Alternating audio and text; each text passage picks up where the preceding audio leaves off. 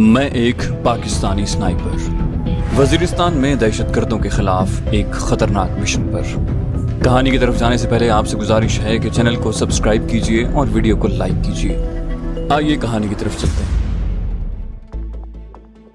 मेरे कंधे में गोली लग चुकी थी। मैं पहाड़ पर चढ़कर गार में जाने की कोशिश कर रहा था। उस वक्त अगर मैं अपना पिछला कदम उठाकर आगे को रख रहा था तो उसमें सिर्फ मेरी कुव्वत इरादी का अमल दखल था, वरना मेरी हालत ऐसी नहीं थी कि खाली सफर ही कर सकता, कुजा चढ़ाई चढ़ना। गार के थाने के करीब पहुंचकर मैंने अपनी राइफल और झोला वहीं फेंका और सिर्फ आईकॉम सेट झोले से निकालकर ऊपर की जाने बढ़ गया। जख्म से बहने वाला गाढ़ा खून जख्म के मुंह पर जम चुका था। जख्म पर बांधी गई चादर भी अकड़कर कंधे ही का हिस्सा बन चुकी थी। मैं चींटी की रफ्तार से हरकत कर रहा था। हर 10-12 कदम के बाद मुझे सांस लेने के लिए बैठना पड़ता। सूरज पहाड़ के पीछे गायब हो गया था। तेज हवा चलने लगी थी जो उस मौसम में भी मुझ पर कपकपी तारी कर रही थी। ये एक नई अजियत थी। सर्दी, दर्द, बुखार, थकन, दुश्मनों का खौफ, नाउमीदी और मौत की आहट। उस वक्त जाने मैं किस किस कैफियत से गुजर रहा था। पलवशा जिससे बात करने के लिए मैं बुलंदी का अजियतनाक सफर तय कर रहा था, उसकी जात से भी मुझे कोई खास उम्मीद नहीं थी। ये भी मुमकिन था कि बुलंदी से राब्ता ना हो पाता और ये भी मुमकिन था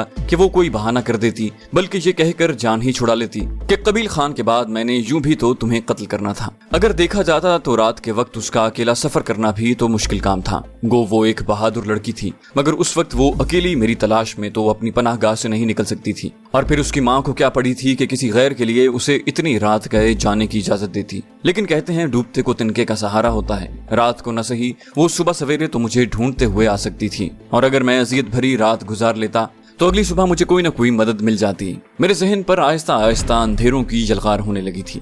ज्यादा खून बह जाने की वजह से मेरी हालत नागुफ्तबे हो रही थी। इन सारी तकलीफात का मुकाबला करते आखिर मैं ऊंचाई पर पहुंच ही गया। उस इलाके में हवा उमूमन मगरिब से मशरिक की तरफ चलती है। उस वक्त मैं पहाड़ की जुनूब मगरबी जानिब मौजूद था और इसी वजह से मैं बराह रास्त हवा की जद में भी था। पहाड़ी की चोटी पर पहुंचकर मैं दूसरी समत 2-3 गज नीचे होकर एक बड़ी चट्टान की आड़ में हो गया। वहां हवा की बराह रास्त जद में आने से बच गया था। 5-10 मिनट मुझे अपना सांस बहाल करने में लगे। उसके बाद मैंने घड़ी की अंदरूनी लाइट जलाकर वक्त देखा, 8:15 हो रहे थे। मुझे डर हुआ कहीं पलवशा ने 8 बजे आईकॉम सेट ऑन करने के बाद कोई कॉल ना आती देखकर आईकॉम को बंद ही ना कर दिया हो। यूं भी जब से वो गई थी मैंने एक बार भी उससे राब्ता नहीं किया था। मेरे दिमाग में आहिस्ता आहिस्ता अंधेरा फैल रहा था। मुझे आंखें खुली रखना मुश्किल हो रहा था, लेकिन मैं किसी न किसी तरह सर झटकते खुद को होश में रखते हुए आईकॉम सेट ऑन करके पलवशा को पुकारने लगा। पलवशा, पलवशा। मैंने बटन प्रेस करके चंद बार पुकारा मगर कोई जवाब ना आया। फकत वायरलेस का अपना शोर सुनाई दे रहा था। मेरी आंखें बंद होने लगी थीं और इसी गुनूदगी में मेरे दिमाग में राजा राजा की आवाजें गूंजने लगी। कोई बहुत दूर से मुझे पुकार रहा था। मेरी पलकें बमुश्किल वाह हुई। वो पलवशा ही की आवाज थी। मैंने बटन प्रेस करके बमुश्किल जवाब दिया, पलवशा। आवाज आई, हाँ राजा, क्या बात है, सब ठीक है? मैंने कहा, मुझे गोली लग गई है। वो बोली, क्या कह रहे हो? उसकी आवाज में तशवीश थी। और तुम इस वक्त कहाँ पर हो? मैंने कहा, मैं इस वक्त उसी गार की मगरबी समत में वाक़े बुलंद चोटी पर मौजूद हूँ जहाँ तुम पहली बार मिली थी। ये कहते ही मेरी आंखें फिर बंद होने लगी। उसने पूछा, कौन सी बुलंद चोटी? उसकी आवाज मुझे कहीं दूर से आती महसूस हुई थी। मैं जैसे खुद कलामी के अंदाज में बड़बड़ा रहा था, कंधे में गोली लगी है, खून बहुत बह गया है। उसके मुसलसल पुकारने पर मैंने दोबारा कोशिश की। वो बोल रही थी, अपनी जगह के बारे में बताओ राजा। मुझसे वायरलेस का बटन भी बड़ी मुश्किल से दबाया जा रहा था। मैंने बमुश्किल कहा, गार जहाँ रात गुजारी थी, इकट्ठे पहाड़, मगरिब में सबसे ऊंची जगह जिसके दामन में चल गोजों का जंगल। और मेरे दिमाग में गनूदगी छा गई। उसके बाद उसने क्या कहा ये मेरी समात नहीं सुन पाई थी। और फिर न जाने रात को कौन सा पहर था, किसी ने आकर मुझे झंझोड़ा। उसके साथ ही मेरे चेहरे पर गीला हाथ फेरा। राजा, मेरे कानों में बहुत दूर से पलवशा की आवाज आ रही थी। शायद अभी तक वायरलेस सेट ऑन था। मैं बेहोशी में बोल रहा था, हाँ पलवशा, मैं पहाड़ की चोटी। मुझे अपने गालों पर फिर गीले हाथों का लम्स महसूस हुआ। राजा, होश में आओ। उसके साथ ही उसने मेरे मुंह के साथ पानी की बोतल लगा दी। मुझे सख्त प्यास महसूस हो रही थी। 2-3 घूंट लेते ही मुझे कुछ होश आया और मैंने आंखें खोल दी। अपने चेहरे पर मुझे टॉर्च की रोशनी महसूस हुई। मैंने सवालिया अंदाज में पुकारा, पलवशा। वो बोली, हाँ मैं पलवशा हूँ और उठो, यहाँ से चलना होगा। मैंने जैसे खुद कलामी की थी, मैं थक गया हूँ। वो बोली, हाँ मैं जानती हूँ। उसकी आवाज मेरी समातों में गूंज रही थी। वो बोली, मगर ये जगह मुनासिब मुनासिब नहीं है, नीचे गार में जाना होगा, उठो मैं तुम्हें सहारा देती हूँ। तू अनुकरहन मैं कराहते हुए उठा। बायां कंधा बिल्कुल शल हो चुका था। उसने मेरा दायां हाथ अपने कंधे पर रख लिया और सहारा देकर वो आहिस्ता आहिस्ता नीचे उतरने लगी। अपना बायां हाथ उसने मेरी कमर से लपेटा हुआ था। आधे घंटे की कोशिश के बाद हम काफी नीचे उतर आए थे। एक छोटी टॉर्च जलाकर उसने दाएं हाथ में पकड़ी हुई थी। हवा तो जैसे हम दोनों को उड़ा रही थी। मजीद 15 मिनट हरकत करने के बाद वो झाड़ियों के झुंड में रास्ता बनाती हुई अंदर दाखिल हुई। उसके साथ ही मुझे टॉर्च की रोशनी में गार का खुला दहाना नजर आया। नीचे झुककर हम अंदर दाखिल हुए। दहाने से आगे गार अच्छी खासी ऊंची थी। ये वही गार थी जिसमें मैंने बड़ी बेदर्दी से उसे तशद्दुद का निशाना बनाया था और आज मैं मुकम्मल तौर पर उसके रहमो करम पर था। मुझे बिठाकर वो गार के थाने पर पड़ा, अपना और मेरा सामान समेट कर अंदर ले आई। मैं घुटनों पर सर रख कर बैठ गया था। मेरा थैला मेरे सर की जानिब रखते हुए वो मुझे लेटने में मदद देने लगी। मुझे लिटाकर मैं आती हूँ कहकर वो बाहर निकल गई। थोड़ी देर बाद वो खुश्क लकड़ियों का गट्ठा लेकर अंदर आई। छोटी छोटी लकड़ियां तरतीब से रखकर उसने लकड़ियों को आग लगाई। चंद लम्हों में गार के अंदर आग की रोशनी के साथ खुशगवार हिद्दत फैल गई थी। गो वो मौसम आग जलाने वाला नहीं था, लेकिन मुझ पर तारी कपकपी देखकर उसने आग जलाना जरूरी समझा था। आग जलाकर वो मेरी जानिब मुतवज्जे हुई। गोली बाजू के अंदर है या निकल गई है? मैंने बेबसी से कहा अंदर ही है। वो बोली ये तो अच्छी बात नहीं, बहरहाल तुम्हें थोड़ी तकलीफ बर्दाश्त करना होगी। आम से लहजे में कहते हुए उसने अपना झोला खोलकर बारीक धार का एक खंजर निकाला और एक दरमियानी जिसामत का पत्थर आग के करीब रखकर उस पर वो खंजर इस तरह रखा कि उसकी धार को आग के शोले छूने लगे। उसका इरादा जानते ही मेरे बदन में चूंटियां रेंगने लगी। मैंने थूक निगलते हुए पूछा पहले कभी ये किया है? वो बोली किया नहीं है, देखा तो है और मेरे ख्याल में इतना काफी है। मैं हकलाया मगर देखने और करने में बहुत फर्क है। वो हल्के से मुस्कुराई। अगर तुम्हारे पास कोई दूसरी तजवीज है तो मैं रहने देती हूँ। मैंने कहा नहीं, तजवीज कोई नहीं। वो बोली अगर तजवीज कोई नहीं तो फिर हिम्मत करो। सिर्फ बेबस लड़कियों की पिटाई करना बहादुरी नहीं होती, दर्द और तकलीफ बर्दाश्त करने का हौसला भी एक मर्द में होना चाहिए। उसने बेरहमी से मेरे माजी की ज्यादती को याद दिलाया। मैं फीकी मुस्कुराहट से हंसा। वैसे तुम्हारे लिए अच्छा मौका है, तुम अपने साथ होने वाली ज्यादती का बदला ले सकती हूँ। वो बोली मैं मरे हुए को नहीं मारती, बाकी तुम्हें मैंने कबील खान की हलाकत के बाद कत्ल करने का इरादा किया हुआ है और अपने इरादे के खिलाफ मैं कभी कदम नहीं उठाती। ये कहते ही वो मेरे करीब हुई और मेरे कंधे से बंधी चादर खोलने लगी। उसके चेहरे पर छाए बेपरवाही के तासुरात उसके बुलंद हौसले को जाहिर कर रहे थे। इसमें कोई शक नहीं था कि वो एक बहादुर, दलेर, जुर्रतमंद और बाहौसला लड़की थी। हालांकि उसकी उम्र की लड़कियां तो बमुश्किल गुड़ियों से खेलने से फारिग होती हैं और वो मेरे कंधे से गोली निकालने की तैयारी कर रही थी। चादर खोलकर मेरे जख्म का जायजा लेते हुए उसने अपने झोले से स्टील का बड़ा सा मग निकाला और उसमें पानी भरकर आग पर रख दिया। मैं खाली खाली नजरों से उसकी कार्रवाई देख रहा था। मेरा दिल आने वाले जहाँ गुसल लम्हात का सोच कर धड़क रहा था। वो जो तरीका अपनाकर मेरे कंधे से गोली निकालने वाली थी, उस दर्द को बर्दाश्त करने की हिम्मत मैं अपने अंदर मफकूद पाता था। लेकिन उस वक्त एक लड़की के सामने अपनी बुज़दिली जाहिर करने का हौसला भी मुझ में नहीं था। उसके साथ ये भी मसला था कि उसे मना करने की सूरत में मेरे पास कोई मुतबादिल हल भी मौजूद नहीं था। न तो वहाँ अस्पताल मौजूद था और न कोई डॉक्टर। गोली ज्यादा देर कंधे में रहती तो कंधे को नाकाबिले तलाफी नुकसान पहुंचा सकती थी। खुद को हालात के रहमो करम पर छोड़ने का फैसला करके मैं खामोश पड़ा पलवशा की कार्रवाई देखता रहा। पानी गर्म करके उसने मेरी कमीज कंधे से फाड़ कर जख्म को बिल्कुल नंगा कर दिया। फिर अपने झोले से एक साफ चादर निकाल कर उसमें से एक टुकड़ा फाड़ा और गर्म पानी में वो सिर्फ कपड़ा भिगो कर जख्म का मुंह साफ करने लगी। गर्म पानी के लगते ही जख्म से फिर खून रिसने लगा। उसके साथ ही दर्द में इजाफा हुआ। मैं दांत भींचे खामोश पड़ा रहा। रह रहकर मेरे दिमाग में पलवशा का ताना गूंज रहा था कि सिर्फ बेबस लड़कियों की पिटाई करना बहादुरी नहीं होती, दर्द और तकलीफ बर्दाश्त करने का हौसला भी एक मर्द में होना चाहिए। मेरे अपने ख्याल के मुताबिक मुझ में बर्दाश्त का मादा वाफिर मिकदार में मौजूद था, मगर उस वक्त जो मरहला दरपेश था उसके बारे में सोचकर ही मेरी हिम्मत जवाब देती जा रही थी। अगर कोई तजुर्बाकार शख्स होता तब भी मुझे इतना खौफ न होता, लेकिन वहाँ तो एक ना तजुर्बाकार लड़की थी। मेरे ख्यालात से बेखबर वो इत्मीनान से मेरे जख्म को गर्म पानी से धोती रही। जख्म को अच्छी तरह साफ करने के बाद उसने अपने झोले से एक और बोतल निकाली। उसका ढक्कन खुलते ही मेरी नाक में स्पिरिट की नागवार बू दाखिल हुई। यकीनन वो अपनी जगह से मुकम्मल तैयारी करके चली थी। बोतल का ढक्कन खोलकर वो मेरे जख्म पर स्पिरिट डालने लगी। जख्म में शदीद जलन शुरू हो गई थी। मेरे होंठों से बेख्तियार सिसकी बरामद हुई। थोड़ी सी मजीद स्पिरिट मेरे जख्म पर उंडेल कर उसने बोतल बंद करके एक तरफ रख दी। तैयार हो? उसने आम से लहजे में पूछा। मेरा दिल कर रहा था कि इनकार कर दूं। एक अनाड़ी के हाथों अपने कंधे का बेड़ा गर्क करवाना कहाँ की दानिशमंदी थी, मगर मैं चाहते हुए भी इनकार न कर सका और आंखें बंद करते हुए मैंने इस बात में सर हिला दिया। अचानक मुझे अपने गालों पर उसके हाथों का लम्स महसूस हुआ। मैंने एकदम आंखें खोल दी। वो टिकटिकी बांधे अपनी बड़ी बड़ी आंखों से मुझे घूर रही थी। आग के भड़कते हुए शोलों की रोशनी में उसका चेहरा अजीब लग रहा था। चंद लम्हे मुझे घूरने के बाद वो नर्म लहजे में बोली, घबराना नहीं, दर्जन से ज्यादा मर्तबा ये काम कर चुकी हूँ, इतनी ज्यादा तकलीफ नहीं होने दूंगी तुम्हें, बल्कि कबील खान की हलाकत के बाद जब तुम्हें कत्ल करूंगी उस वक्त भी डायरेक्ट तुम्हारे दिल में गोली उतार दूंगी ताकि तुम्हारा सांस जल्दी निकले। ये कहते हुए उसके होंठों पर दिल आवेज मुस्कुराहट उभरी। उसकी पहली बात ने मुझे हौसला दिया था। अगर वाकई वो दर्जन भर से ज्यादा मर्तबा ये काम कर चुकी थी तो उसे काफी माहिर होना चाहिए था। साफ कपड़े का एक टुकड़ा सा काटकर उसने गोला सा बनाकर मेरे मुंह में दबा दिया ताकि मैं चीख रोक सकूं।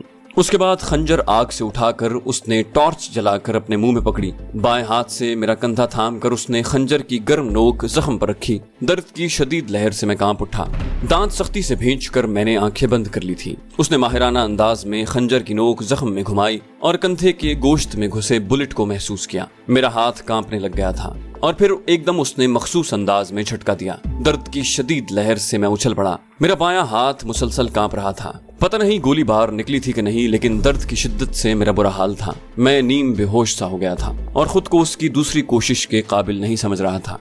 अचानक मुझे अपने गालों पर उसका हाथ महसूस हुआ। बस हो गया, निकल गई गोली बाहर। मैंने गहरा सांस लेकर आंखें खोली। मेरे मुंह से कपड़े का गोला निकालकर वो हल्के से मुस्कुराए। इतनी सी बात थी, तुम यूं ही घबरा रहे थे। यकीन मानो ये काम किसी बेबस लड़की की पिटाई करने से बहुत ज्यादा आसान है। वाकई उसने बहुत सुरत से और तेजी से ये काम किया था। मिनट से भी कम वक्त में उसने गोली निकाल ली थी। उसकी आखिरी बात सुनकर मेरे होंठों पर फीकी मुस्कुराहट जाहिर हो गई थी। मेरे बिगड़े हुए चेहरे को एतदाल पसीर होते देखकर वो जख्म की तरफ मुतवज्जे हुई। जख्म को एक मर्तबा फिर स्पिरिट से धोकर उसने नरम कपड़े की चादर से 2-3 लंबी लंबी पट्टियां फाड़ी और अपने झोले से एक मोमी लिफाफा निकालकर जिसमें कोई सफूफ भरा था, मिट्टी भर सफूफ जख्म पर डालकर उसने एक पट्टी तह करके जख्म पर रखी और फिर उसे पट्टी बांधने लगी। जख्म पर पट्टी बांधकर दूसरी पट्टी मेरे गले में डाली और मेरा हाथ एहतियात से दोहराकर पट्टी से गुजार कर मेरे पेट पर रख दिया।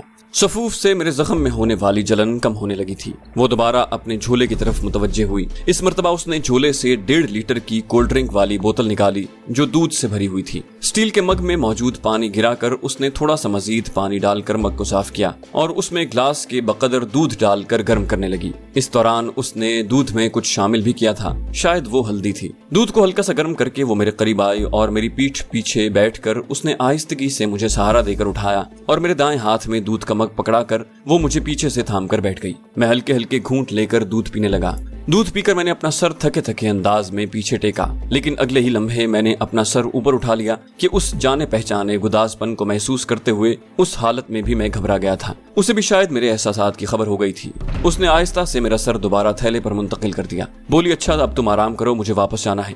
ना चाहते हुए भी मेरे मुंह से निकला, तो आने की जरूरत ही क्या थी। मेरी बात सुनकर वो हौले से मुस्कुराई। अगर ना आती तो तुम्हें मौत के मुंह से कौन वापस लाता, और ना गई तो तुम्हारे लिए मुनासिब खुराक और दवाइयों वगैरह का बंदोबस्त कैसे करूंगी। मैंने खफीफ होते हुए कहा, माजरत खां हूँ, मैंने सोचा शायद तुम पक्की वापस जा रही हो। वो बोली, वैसे तुम्हारे चेहरे पर जाहिर होने वाला नदामत का असर मुझे बुरा लगता है, तुम्हारी आदतों से भी बुरा। मैंने कहा, अब तुमने ताने तो देने हैं, गलती से मेरे काम जो आ गई हो। मैंने उसे मतून करने की कोशिश की। वो मेरी कोशिश को नाकाम करते हुए बोली, इसमें शक ही क्या है। एक ऐसा शख्स जिसे मैं कत्ल करने का तहिया कर चुकी हूँ, उसकी जान बचाने के लिए रात के वक्त घर से निकलना और इतना दुश्वार गुजार रास्ते पर बगैर आराम किए उसके पास पहुँचना, मतलब उसके बाद भी अगर मैं ताने न दूं तो कौन देगा।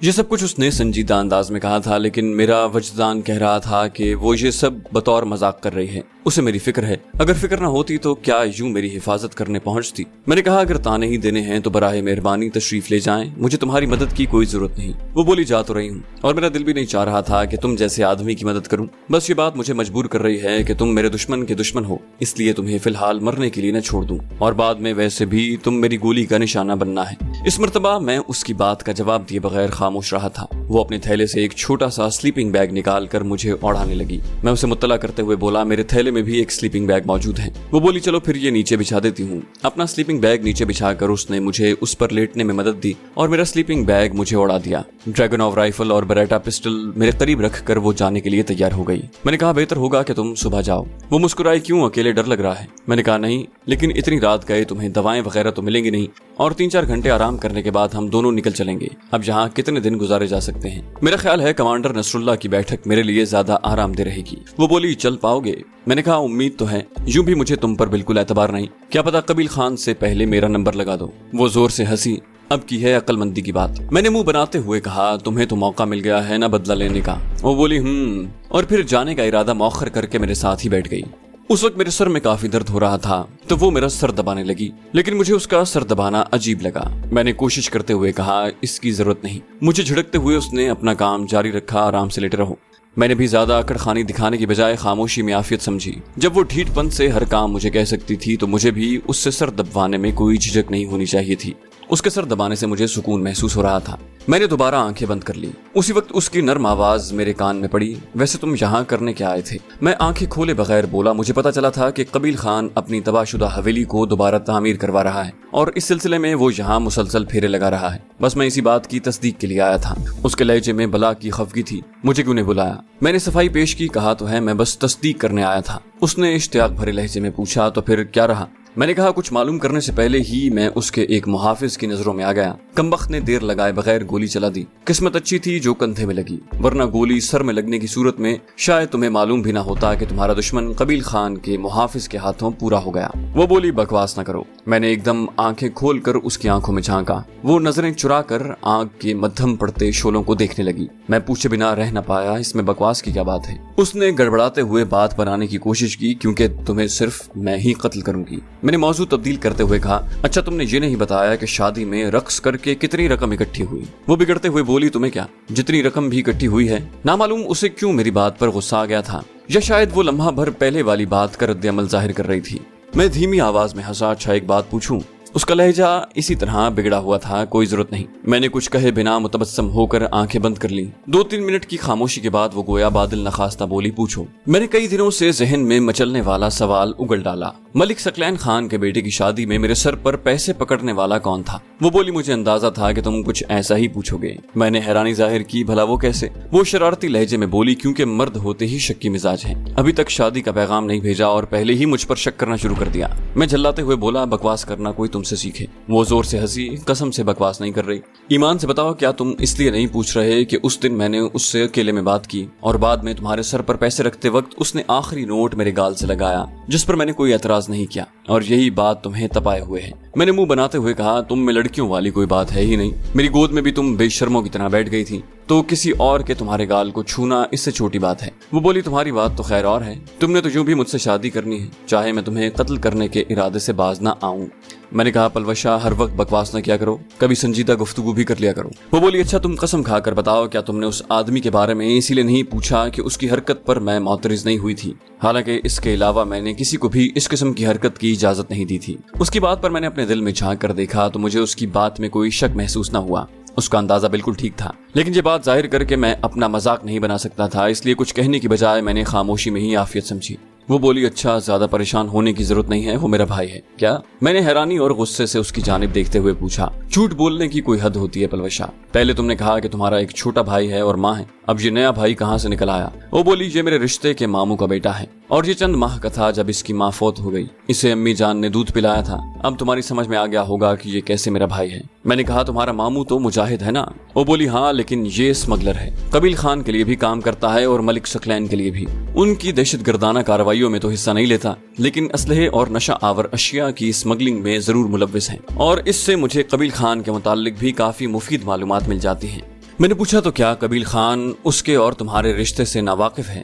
وہ بولی کیا احمقوں جیسی باتیں کر رہے ہو، قبیل خان مجھے کہاں جانتا ہے، اسے تو کچھ بھی یاد نہیں ہوگا، اس کی ہوس کا شکار ہونے والی میری بہن اکیلی تو نہیں تھی نا، یوں بھی اپنے تئیں قبیل خان ہمارے پورے خاندان کو ختم کر چکا ہے، اور میرا خیال ہے سردار بھائی تمہیں میری پوری کہانی بتا چکا ہوگا، اسے تو سپو گمائے بھی یاد نہیں ہوگی۔ میں نے پوچھا سپو گمائے تمہاری بہن کا نام ہے؟ منہ سے کچھ کہے بنا اس نے اس بات میں سر ہلا دیا۔ میں نے پوچھا اچھا اس دن روشن خان کے پوچھنے پر کیوں کہا تھا تم نے کہ تم مجھے گولی مارنے پر تیار ہو؟ وہ شرارتی لہجے میں بولی اگر تمہیں قتل کرنے سے میری جان بچ رہی تھی تو اس میں کیا قباحت تھی؟ میں نے کہا صحیح ہے، گو مجھے معلوم تھا کہ وہ جھوٹ بول رہی ہے، اس کے باوجود میں ہونٹ بھینچتے ہوئے خاموش ہو گیا۔ وہ اپنی مسکراہٹ دباتے ہوئے بولی میں نے سنا تھا کہ فوجی دماغ سے نہیں دل سے سوچتے ہیں، اور اب دیکھ بھی لیا۔ میں نے کہا اس میں دل سے سوچنے کی کیا بات ہے؟ وہ قہقہہ لگا کر ہنسی، فوجی صاحب مجھے دل دینے کی ضرورت نہیں، کیونکہ میں تمہارے ساتھ ماہین، رومانہ اور وہ کیا نام تھا فرنگن کا۔ وہ سوچتے ہوئے اداکاری کرتے ہوئے ایک لمحے کے لیے خاموش ہوئی اور پھر بولی ہاں جینیفر، ان تمام سے زیادہ برا سلوک کروں گی۔ میں نے چڑھتے ہوئے کہا پلوشا کتنی بار کہا ہے کہ مجھے تمہاری فضول گوئی سے سخت قسم کی کوفت ہوتی ہے۔ وہ بولی مذاق کر رہا تھا یار، तुम तो महसूस ही कर गए। मैं सचमुच झल्ला गया था, मैं तुम्हारा यार नहीं हूँ। वो कहाँ बाज आने वाली थी, फौरन बोली, हाँ जानता हूँ, तुम तो मुझे बीवी बनाने के चक्करों में हो ना, लेकिन याद रखना कि अम्मी जान 50 लाख से 1 रुपया भी कम नहीं लेंगी। और कबील खान की मौत के बाद मैंने कहा, बकवास बंद करो पलवशा और जाओ, मैं सुबह खुद आ जाऊंगा। मगर उस ढीठ पर मेरे गुस्से का कोई असर न हुआ। उसने मेरा सर दबाना जारी रखा।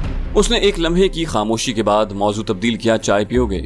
मुझे सचमुच उस वक्त चाय की अच्छी खासी तलब हो रही थी। उसकी दावत ठुकराना मुनासिब नहीं था, लेकिन चूंकि मैंने खुद पर गुस्सा तारी किया हुआ था, इसलिए जवाबन हाँ ना कुछ न कह सका। वो बोली, मेरा ख्याल है हाँ कहते हुए झिझक रहे हो कि मुझे जहमत ना हो। ये कहकर वो अपने थैले की तरफ मुतवज्जे होते हुए बोली, वैसे जहमत तो होगी मुझे, दुश्मन की खिदमत करते हुए किसे खुशी होती है। बहरहाल फिर भी बना लेती हूँ कि मुझे खुद भी चाय की तलब हो रही है। तुम्हारी फजूल बातों ने सर में दर्द कर दिया है। मेरा दिल कर रहा था कि मैं अपना सर पीट लूं।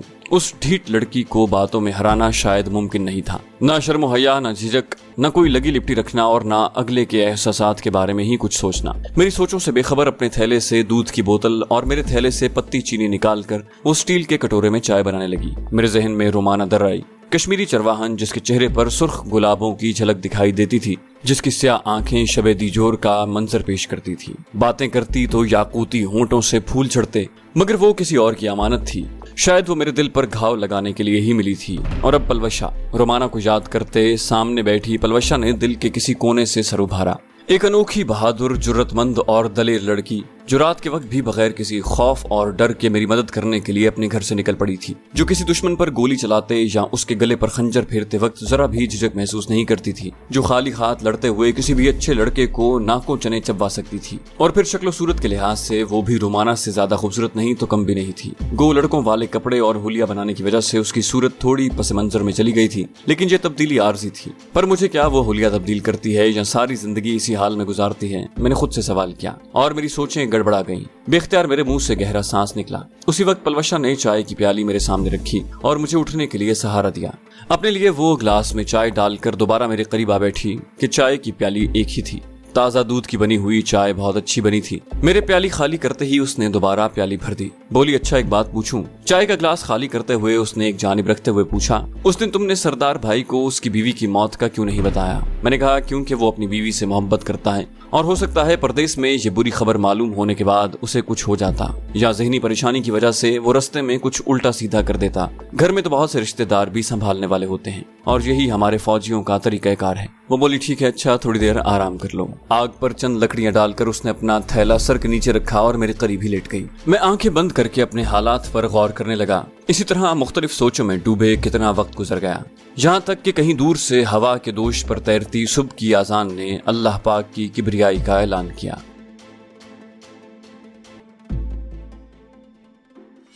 चैनल को सब्सक्राइब कीजिए और बेल आइकन पर क्लिक कीजिए ताकि आपको तमाम वीडियोस फौरन मिलती रहें।